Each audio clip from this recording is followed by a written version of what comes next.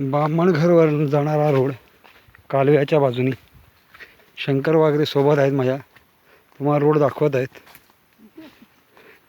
हा बाजूला कालवा आपण बघू शकता. हे बेज इकडनं असा रोड जातो. हे जास्वंदीचा फूल हे बेज आहे. हे बेजावरून इथं कालव्यावरनं शेतनं जायला लागतं. बघू शकता आपण. असा पूर्ण असा कालवा आहे. असं पाण्यावरनं सर करत अशा साईडला जायला लागतं. ते रेती काढतात का रे? रेती काढतात इथं.